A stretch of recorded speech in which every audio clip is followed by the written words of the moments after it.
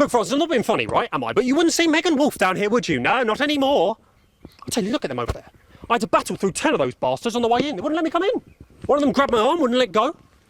I'll tell you, it's lucky I've been managing my own form of self-defence. Worked myself out because bang! Straight on the floor, down on the ground. Good night, Mr. Tom. He's not getting up. I'll tell you what, I'm getting sick and tired of this. If I had to stand around here for too much longer, listening to that old bitch, lying through her teeth about missing that poor bastard... Patrick. I don't know what I'm going to do. We're live. Because I'm not being funny. Things were better with Peter, weren't they? Patrick. They were, and I don't mind saying it. They were, because he held her back. But now there's no stopping her. Hello, Patrick, we're Of live. course, can't say that, can I, Francis? No, not with public ownership. No, with public ownership, you can't say anything these days. There. Now, she's lost it, mate. She's completely off the rocker. I heard from an aide that... Hello, Megan, you join me here live from the what? Oh.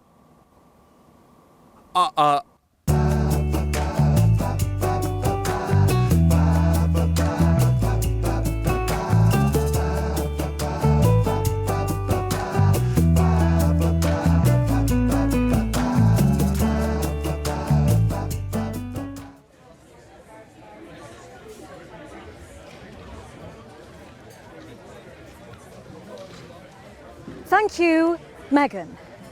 I'm Patrick Bannon, and we are indeed live here. Apologies for the technical difficulties there, but any moment now, Julia Salisbury will step out on stage behind me and dedicate the gardens to a great departed leader, Peter Clement. The crowds have been slowly gathering since this afternoon, and the atmosphere here has been bright and cheerful despite the sombre occasion. And it seems like the ceremony is getting underway. Here is Prime Minister Julia Salisbury, the picture of elegance, to begin her address. Good evening, fellow teammates and friends. 500 days ago, all of our lives changed irrevocably.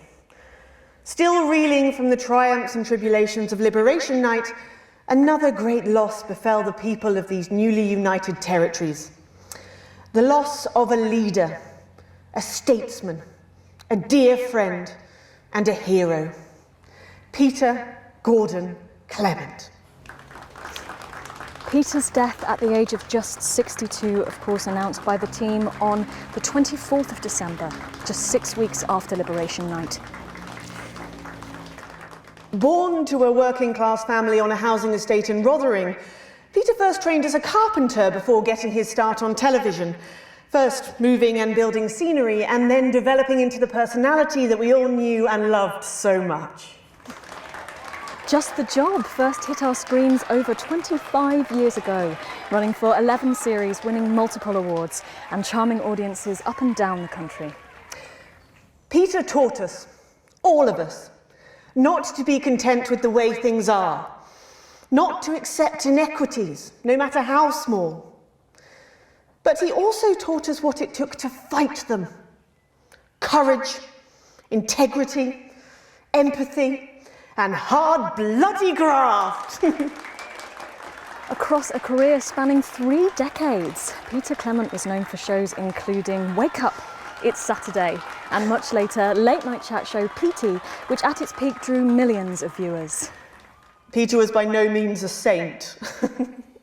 Trust me, he once told me he had more regrets than he'd had stolen dinners.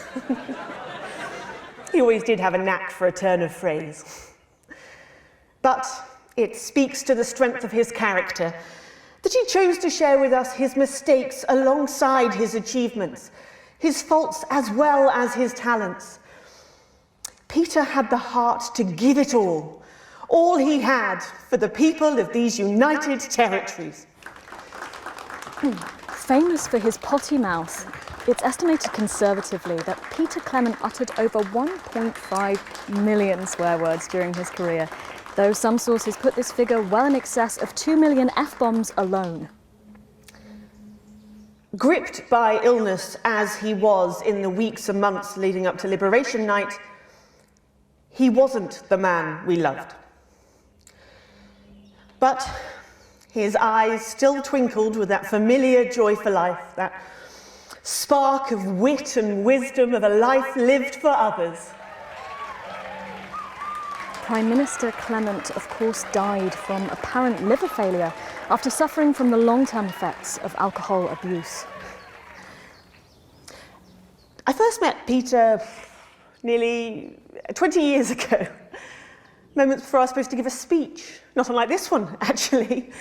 Only I'd spilt coffee all down myself, and I was young, nervous, desperate to be liked, and from behind me I heard, "Christ, pet, you've either pissed your kecks or sprung a leak, but either way you got a problem."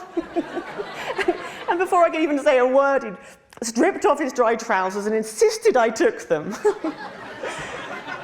That was the sort of man that Peter Clement was. Kind, compassionate, sensitive, a brilliant thinker, a natural leader, but mostly a good man.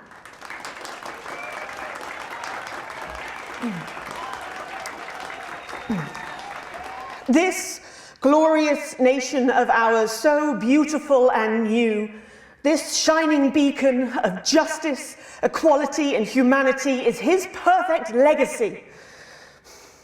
But despite his accomplishments, the future he forged, the boundaries he pushed, to me, he'll always be the man in his pants cheering on a stranger at the back of the conference. It is my great honour to give to you the Peter Clement Memorial Garden.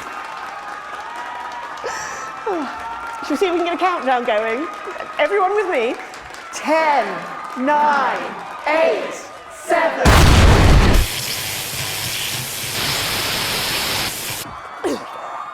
Secure Songbird. Mom, we have to get you to safety. Come with us. I'm not leaving, I can't. You two, come with me. Don't panic.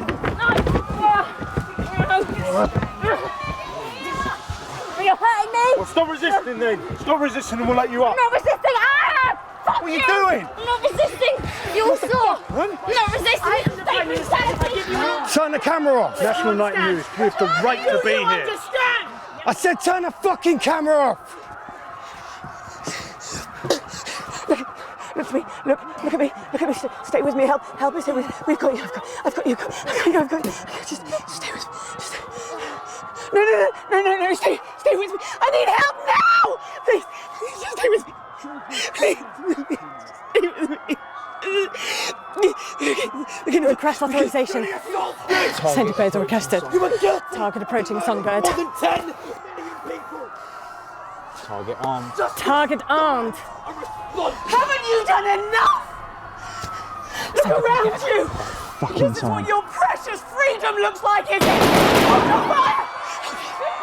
Oh, God, no.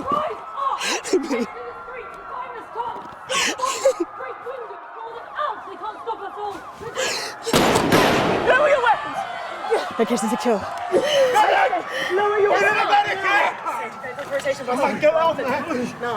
What are you doing? Come on.